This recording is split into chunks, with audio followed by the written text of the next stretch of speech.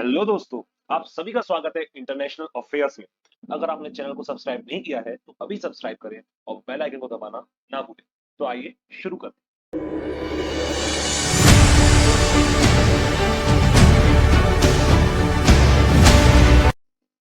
आज का हमारा टॉपिक है इंडिया यूएसए रिलेशंस।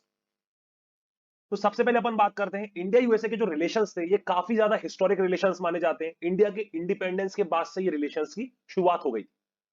देखा जाए तो ये रिलेशंस की जब शुरुआत हुई थी इतने अच्छे रिलेशंस नहीं थे। जो इंडिया का झुकाव था थोड़ा यूएसए की तरफ कम होके सोवियत की तरफ ज्यादा था, क्योंकि यूएसए ने जो अपना कॉपरेशन था ये पाकिस्तान के साथ ज्यादा बढ़ाया था। आज के प्रेजेंट टाइम में देखें तो इंडिया यूएसए के काफी अच्छे रिलेशंस है, क्योंकि दोनों की जो आइडियोलॉजी है वो काफी चीजों पे सेम मिलती है। जैसे टेररिज्म को काउंट करने के लिए, दूसरा हुआ चाइना को काउंटर करने के लिए, साथ में इकोनॉमिक ग्रोथ के लिए यूएसए ने काफी बार इंडिया का काफी चीजों में सपोर्ट भी करा है।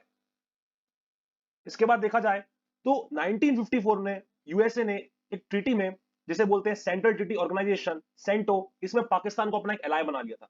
जिसकी वजह से क्या हुआ, इंडिया के रिलेशंस यूएसए के साथ थोड़े कम हो गए थे और इंडिया ने अपने रिलेशंस सोवियत यूनियन के साथ काफी बढ़ाए। इसके बाद जब 1961 में इंडिया नॉन अलाइड मूवमेंट का एक भागीदार बना, मींस हम किसी भी देश के तरफ नहीं जाएंगे जब कोल्ड वॉर चल रहा था। 1971 में जब इंडो पाकिस्तान वॉर हुआ था, जिसे अपन बांग्लादेश लिबरेशन वॉर भी कहते हैं, तो इसमें यूएसए ने पाकिस्तान को बैक करा था, पाकिस्तान को कंप्लीट सपोर्ट प्रोवाइड करा था। इस वजह से इंडिया ने जो अपना सपोर्ट पाना चाहा वो सोवियत यूनियन से पाना चाहा। वो तो क्या हुआ 1991 में जब सोवियत यूनियन का डिसोल्यूशन हुआ, सोवियत यूनियन टूट गया अलग अलग देशों में। इसके बाद इंडिया के पास कोई ऐसा सपोर्ट अच्छा नहीं था। साथ में इंडिया अपनी पॉलिसीज में चेंज लेके आया 1991 में, लिबराइजेशन कहते हैं जिसे। मींस इंडिया ने अपने मार्केट्स को ओपन कर दिया था, अपनी इकोनॉमी को खोल दिया था, जिससे दूसरे देशों के भी अब प्रोडक्ट्स आ सकते थे इंडिया में, काफी आसानी से मार्केट्स में अवेलेबल हो सकते थे। यहां से इंडिया के यूएसए के साथ अच्छे रिलेशंस होना चालू हुए। इसके बाद देखते हैं मिलिट्री रिलेशंस कैसे हैं इंडिया के यूएसए के साथ।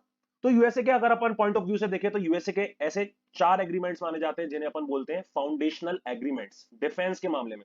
मींस ये 4 एग्रीमेंट्स अगर यूएसए किसी के साथ साइन करता है तो मतलब उसके डिफेंस टाइज उस देश के साथ काफी अच्छे माने जाते हैं। तो इंडिया के अपन अगर रिस्पेक्ट में बात करें तो यूएसए ने ये चारों के चारों एग्रीमेंट्स इंडिया के साथ साइन करके रखे हैं।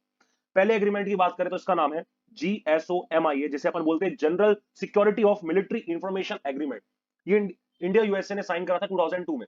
इसके तहत क्या होता है, जो दोनों देशों की मिलिट्री ये काफी इंफॉर्मेशन शेयर करती है और इतना भरोसा इसमें होता है कि ये जो इंफॉर्मेशन रहेगी किसी भी थर्ड कंट्री के पास नहीं जानी चाहिए। इसके बाद अगर अपन देखें सेकंड जो एग्रीमेंट इंडिया यूएसए में साइन हुआ था वो है LEMOA, जिसे क्या बोलते हैं अपन, logistic exchange memorandum of agreement. ये ही कॉपरेशन बढ़ाने के लिए होता है, मिलिट्री और डिफेंस टाइज में हम अपना कॉपरेशन कैसे बढ़ा सकते हैं, अपने टाइज को मजबूत कैसे बना सकते हैं, उसी से रिलेटेड ये एग्रीमेंट था। इसके बाद देखा जाए तो थर्ड एग्रीमेंट इंडिया यूएसए में साइन हुआ था वो है COMCASA, जिसे क्या बोलते हैं, कम्युनिकेशंस कॉम्पैक्टिबिलिटी एंड सिक्योरिटी एग्रीमेंट। तो ये भी सिक्योरिटी को एनहांस करने के लिए ये एग्रीमेंट साइन हुआ था इंडिया यूएसए में, और ये करंटली अभी 2018 में ही साइन हुआ था। इसके बाद देखा जाए तो जो लास्ट एग्रीमेंट इंडिया यूएसए में साइन हुआ है वो है CISMOA, जिसे अपन क्या बोलते हैं, communication and information security memorandum of agreement. ये भी अभी 2020 में साइन हुआ है। तो इसके थ्रू क्या होता है, इंडिया और यूएसए क्या कर सकते हैं, एक दूसरे के एयर बेसिस और नेवल बेसिस का उपयोग कर सकते हैं पेट्रोलिंग करने के लिए।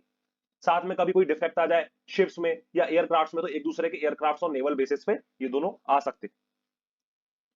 इसके बाद देखें तो इंडिया और यूएसए का काफी अच्छा कॉपरेशन मिलिट्री में चल रहा है। इंडिया काफी ज्यादा ड्रोन्स एयरक्राफ्ट यूएसए से बाय करता है, फाइटर जेट्स को बाय करता है, और ये सब मेनली यूएसए भी इजीली अवेलेबल करवा देता है इंडिया को चाइना को काउंटर करने के लिए। इसके बाद बात करते हैं nuclear cooperation. So nuclear cooperation की अगर बात करें तो इंडिया और यूएसए के काफी बढ़िया रिलेशंस हो चुके हैं न्यूक्लियर कॉपरेशन में। कैसे, 1998 में जब इंडिया ने पोखराम में न्यूक्लियर टेस्ट करा था और इंडिया क्या हुआ था, एक न्यूक्लियर पावर बन गया था। इससे पहले क्या था, 1994 में एक ट्रीटी आई थी जिसे अपन बोलते हैं न्यूक्लियर प्रोलिफरेशन प्रिवेंशन एक्ट। क्या बोलते हैं, न्यूक्लियर प्रोलिफरेशन प्रिवेंशन एक्ट। इस एक्ट के थ्रू क्या था, जो भी देश 1967 से पहले न्यूक्लियर पावर बन चुके थे वही न्यूक्लियर पावर रहेंगे। अब कोई भी आगे न्यूक्लियर टेस्ट नहीं करेगा और न्यूक्लियर वेपन्स को बिल्डअप नहीं करेगा। तो क्लियरली समझ में आता है काफी डिस्क्रिमिनेटरी एक्ट था ये। इसके तहत मात्र 5 देशों को ये अवसर, ये अपॉर्चुनिटी मिल रही थी कि आप न्यूक्लियर पावर रह सकते हैं, जिसमें 5 कंट्रीज कौन कौन सी आती है, चाइना, यूएसए, यूके, फ्रांस और रशिया। तो क्या था, इंडिया के हिसाब से ये जो एक्ट था काफी डिस्क्रिमिनेटरी था, तो इंडिया ने क्लियर मना कर दिया कि हम इस पे साइन नहीं करेंगे। जब इंडिया ने 1998 में ये प्रोग्राम का टेस्ट करा, इंडिया न्यूक्लियर पावर बन गया, इंडिया ने न्यूक्लियर वेपन्स को बिल्डअप कर लिया, इसके बाद काफी देशों ने इंडिया पे सैंक्शंस लगा दिए, जिसमें यूएसए, यूरोप की कंट्रीज और बाकी जो एलाइज थे यूएसए के, ये सब इंक्लूड थे। तो ये जो सैंक्शंस थे, इस वजह से इंडिया पे काफी ज्यादा इकोनॉमिक इंपैक्ट पड़ा। आखिरकार 2001 में लगभग सारे सैंक्शंस हटा दिए गए थे और इसके बाद और ज्यादा कॉपरेशन बढ़ाया यूएसए ने। इसके बाद अगर अपन बात करें ये टेंशन धीरे धीरे कैसे कम हुआ, अभी अपन बात कर चुके हैं इस बारे में, कैसे डिफेंस के जितने भी एग्रीमेंट्स थे वो और साइन हुए। इसके बाद देखें तो यूएसए भी इतना प्रेशर नहीं डालता इंडिया पे न्यूक्लियर प्रोलिफरेशन प्रिवेंट एक्ट को साइन करने के लिए। इसका भी एक रीजन यूएसए ये देता है कि चाइना को काउंटर करने के लिए इंडिया ने ये स्टेप लिया, इस वजह से हम इंडिया को सपोर्ट करते हैं, इसलिए हम इंडिया पे प्रेशर नहीं डालेंगे इस एक्ट को साइन करने के लिए। अगर अपन इंडिया के पॉइंट ऑफ व्यू से बात करें तो इंडिया में भी एक एक्ट है जिसे अपन बोलते हैं न्यूक्लियर लायबिलिटी एक्ट। अब ये न्यूक्लियर लायबिलिटी एक्ट क्या है, जितने भी न्यूक्लियर वेपन्स इंडिया में बिल्डअप हो चुके हैं, साथ ही अगर बात करें तो काफी ज्यादा न्यूक्लियर रिएक्टर्स का उपयोग करा जाता है एनर्जी को जनरेट करने के लिए। अपन जो इलेक्ट्रिसिटी का उपयोग करते हैं उसमें न्यूक्लियर एनर्जी का भी अपन काफी ज्यादा उपयोग करते हैं। तो इसे भी इंडिया ने इस एक्ट के थ्रू सेपरेट रखा है, एक होता है कमर्शियल यूज के लिए, एक होता है सिविलियन यूज के लिए। सिविलियन यूज के लिए अपन क्या बात कर रहे हैं, जैसे कि अपन इलेक्ट्रिसिटी को जनरेट करेंगे न्यूक्लियर पावर की हेल्प से। सेकेंडली क्या है, डिफेंस के मामले में अपन को यूज करना है न्यूक्लियर रिएक्टर्स को, वेपन्स को जनरेट करने के लिए, तो इंडिया ने उसमें एक डिफरेंस रखा है कि हम सिविलियंस के लिए काफी यूज करेंगे, बट इसके लिए हम बिल्कुल भी कमर्शियली हम बिल्कुल भी इसको यूज नहीं करेंगे रिएक्टर्स को। इस वजह से यूएसए भी अपने काफी ज्यादा रिएक्टर्स को इंडिया को बेचता है कि ठीक है आप ये रिएक्टर्स हमसे खरीद सकते हैं, बट आपको ये सिर्फ सिविलियंस के लिए यूज करना है, इलेक्ट्रिसिटी वगैरह जनरेट करने के लिए यूज करना है, आप कमर्शियली इसको वेपन्स और बनाने के लिए इस्तेमाल ना करें। इसके बाद बात करते हैं इकोनॉमिक रिलेशंस की। अगर अपन देखें तो यूएसए के साथ इंडिया के काफी अच्छे इकोनॉमिक रिलेशंस माने जाते हैं। इंडिया के लिए यूएसए सबसे बड़ा ट्रेडिंग पार्टनर है, मतलब सबसे ज्यादा ट्रेड इंडिया किस कंट्री के साथ करता है, सबसे ज्यादा ट्रेड इंडिया का यूएसए के साथ होता है। रफली 75 से 80 बिलियन डॉलर्स का हर साल ट्रेड होता है और 2022 में यूएसए सबसे बड़ा ट्रेडर हमारे साथ हुआ है। इसके अलावा बात करें FDI, foreign direct investment. Foreign direct investment क्या होता है, एक देश जब दूसरे देश में निवेश करता है उससे क्या होता है, उन दो देशों में और ज्यादा गहरे संबंध होते हैं। तो यूएसए इंडिया के लिए सबसे बड़ा फॉरेन डायरेक्ट इन्वेस्टमेंट का सोर्स है। लगभग 10 बिलियन डॉलर्स यूएसए ने इंडिया में इन्वेस्ट करके रखे। ये भी काफी बड़ा रीजन है जिसकी वजह से इंडिया यूएसए के अच्छे रिलेशंस हुए हैं। अगर इंडिया की बात करें तो इंडिया यूएसए के लिए 7th लार्जेस्ट ट्रेडिंग पार्टनर है, मतलब इंडिया भी काफी ज्यादा एक्सपोर्ट करता है यूएसए। इसके अलावा देखें तो ये 75 से 80 बिलियन डॉलर्स का जो ये ट्रेड हो रहा है, ये इंडिया के लिए काफी किफायतेमंद है। क्यों, इंडिया लगभग 50 से 52 बिलियन डॉलर्स का एक्सपोर्ट करता है यूएसए को, मतलब यूएसए में इतना सामान बेचता है और लगभग 20 से 22 बिलियन डॉलर्स का सामान इंडिया में आता है।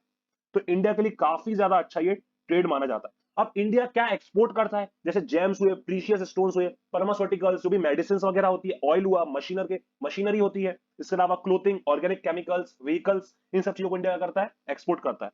इसके अलावा इंडिया क्या इंपोर्ट करवाता है, जो इलेक्ट्रॉनिक इक्विपमेंट्स होते हैं, एयरक्राफ्ट्स होते हैं, ड्रोन्स होते हैं, प्लास्टिक्स होते हैं, ऑर्गेनिक केमिकल्स होते हैं, फ्रूट्स होते हैं, इन सब चीजों को क्या करता है, इंडिया इंपोर्ट करवाता है। अब बात करते हैं इंडिया यूएस स्ट्रेटेजिक टाइज की। सो इंडिया यूएसए के स्ट्रेटेजिक जो टाइज है ये 1960 से ही चालू हुए थे कोल्ड वॉर के दौरान, बट जो इसमें मजबूती आई है ये कब आई है, ये अभी 21st सेंचुरी में आई।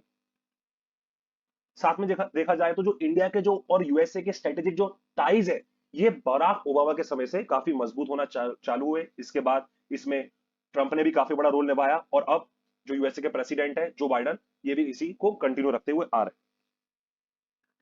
तो मुझे लगता है कि आपको इंडिया यूएसए रिलेशंस का अच्छा नॉलेज हो गया होगा। तो मिलते हैं फिर अगले वीडियो में, तब तक के लिए tata bye bye and all the very best.